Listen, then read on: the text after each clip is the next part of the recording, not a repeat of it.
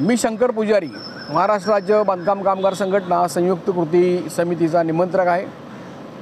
माझ्याबरोबरचे माझे सहकारी सहनिमंत्रक श्री उस्मान शेख आहेत आणि सांगली जिल्ह्यातील दिवटे आहेत। तर आज आम्ही महाराष्ट्रातल्या बांधकाम कामगारांच्या प्रश्नासंबंधी या ठिकाणचे जिल्हा कार्यकारी अधिकारी जे आहेत त्यांना आम्ही निवेदन दिलेलं आहे आणि त्याबद्दलची चर्चा केलेली आहे। सध्या सगळ्यात महत्त्वाचा प्रश्न हा आहे, आम्ही कायद्याचं पुस्तकच घेऊन गेलेलो होतो आणि कलम 14 मध्ये असं लिहिलेलं आहे की जे बांधकाम कामगार नोंदणी करतात आणि एखाद्या बांधकाम कामगाराने नोंदणी जर सलग यापूर्वी जर 3 वर्षे केलेली असेल आणि 4थ्या वर्षी आजारी असेल, काही कारणाने 5व्या वर्षी जर त्याला स्वतःच्या कार्डाचं नूतनीकरण करता आलं नाही तरी त्या कामगारांना लाभ दिले पाहिजेत असा कायदा आहे।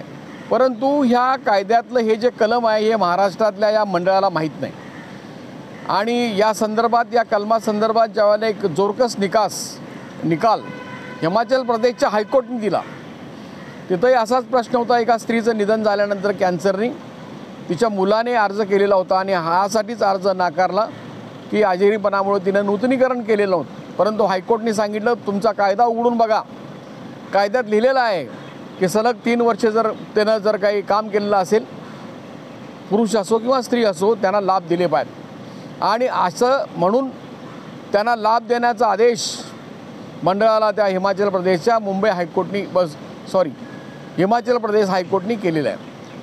महाराष्ट्रामध्ये तर अशा हजारो केसेस आहेत की जे कामगार आजारी होते त्यामुळे त्यांना नूतनीकरण करता आलं नाही, त्यांचं निधन झालं, पण त्यांचं नूतनीकरण नाही म्हणून त्यांचे अर्ज नामंजूर करण्यात आले। आज अशी सुद्धा स्थिती आहे की मुंबई उच्च न्यायालयाने 6 नोव्हेंबर 2024 रोजी या मंडळाला आदेश केलेला आहे की तुम्ही जे पूर्वी पोर्टल चालू होतं तसंच चालू करा, पण त्याच्यामध्ये अनेक बदल केलेले आहेत। आता साधी गोष्ट आहे की या कल्याणकारी मंडळामध्ये लाभ कुणाला जास्त मिळाला पाहिजे की ज्या बांधकाम कामगारांचा मृत्यू होतो, त्यांच्या कुटुंबावर संकट कोसळतं, त्यांच्या अंत्यविधीची रक्कम तुम्ही 10,000 रुपये कधी देणार आहे? वार्षिक श्राद्ध झाल्यानंतर, 1 वर्ष झाल्यानंतर सुद्धा मिळत नाही। महिन्याला 2,000 रुपये मदत आहे ती 4-4 वर्षे मिळत नाही। 2 लाख रुपये आहेत ते सुद्धा वेळेवर मिळत नाहीत आणि याच्यासाठी एक स्वतंत्र यंत्रणा राबवावी असं त्यांना आम्ही संघटनेच्या वतीने 6 महिन्यापूर्वी भेटून सांगितलेलं होतं। 1 वर्षापूर्वीपासून आम्ही सांगत आलो होतो। आता ते अधिकारी सांगतायत की तसं शासनाकडे आम्ही ठराव पाठवून दिलेला आहे की ऑफलाईन जे मृत्यूसंबंधी सर्व अर्ज असतील ते मंजूर करावेत। एक यादी त्यांनी सगळ्या जिल्ह्यातली पाठवून दिलेली आहे, पण महाराष्ट्र शासनाला त्याच्यावर सही करायला वेळ नाही, विधवा महिलांचा अश्रू पुसायला वेळ नाही आणि त्यांनी ती गोष्ट केली नाही। बरं, ज्या गोष्टीची महाराष्ट्र शासनाच्या परवानगीची गरज नाही, होळीला रस्त्यावर उभारून बोंबल्याला कोणाची परवानगी लागत नाही, तसं अरे जे कायद्यात आहे त्याची अंमलबजावणी करा ना। कायदा सांगतोय तुम्हाला की 3 वर्ष जरी झालं तरी त्याचं तुम्ही त्यांना लाभ दिले पाहिजेत, परंतु असे लाभ ते देत नाहीत, कायदा पाळत नाहीत। हे जे मंडळ आहे हे कायदाच पाळत नाही, उलट जे कायदा पाळण्यासाठी जे करायचं नाही तेच करतात आणि जे केलं पाहिजे ते करत नाहीत। म्हणजे भारत सरकारने कलम 60 खाली यांना सूचना केल्या की तुम्ही वस्तुरूपानं कामगारांना काही देऊ नका, त्याच्यामध्ये गैरव्यवहार होतात। परंतु राजरोसपणे यांनी 8,000 कोटीचा मध्यान्ह भोजन वाटला।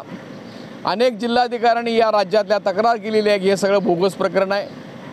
मध्यान्ह भोजन न देताच करोडो रुपयांची बिलं काढलेली आहेत, त्यांच्यावर कारवाई करा असं कलेक्टरने आदेश दिलेले आहेत। या सगळ्या आदेश शासनाने गुंडाळून ठेवलेले आहेत। भांडी जी देतात आज त्याची कंत्राटदाराला 9,000 रुपये देतात, बाजारभावानं त्याची 3,000 रुपये किंमत आहे।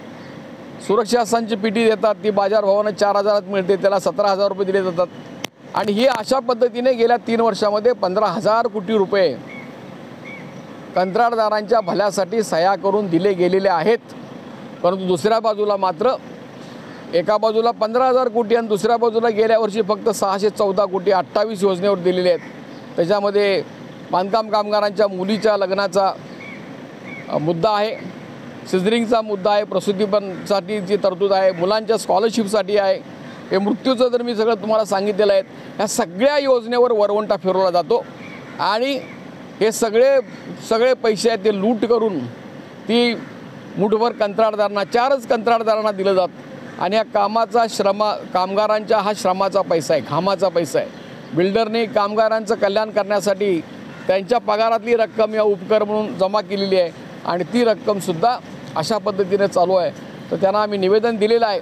या बाबतीमध्ये काही सुधारणा झाली नाही तर आम्ही लवकरच तीव्र आंदोलन करणार आहोत. धन्यवाद.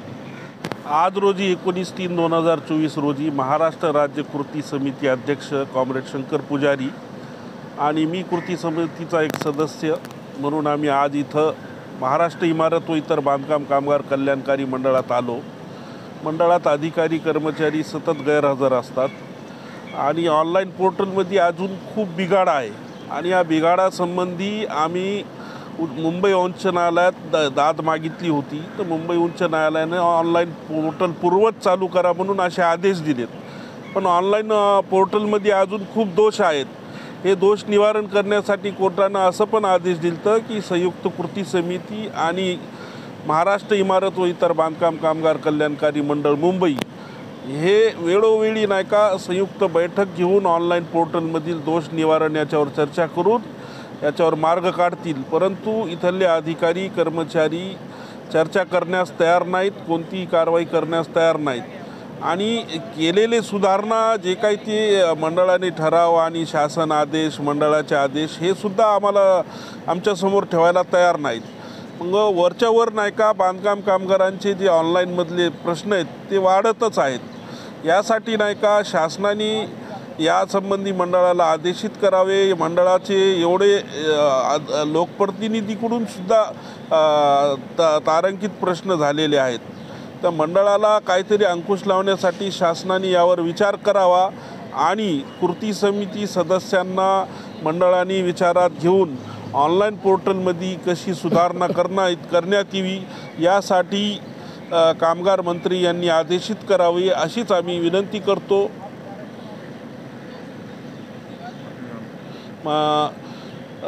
माझं नाव शेख उस्मान शेख इस्माईल. मी परभणी जिल्हा अध्यक्ष आहे. निवारा बांधकाम कामगार संघटना परभणी.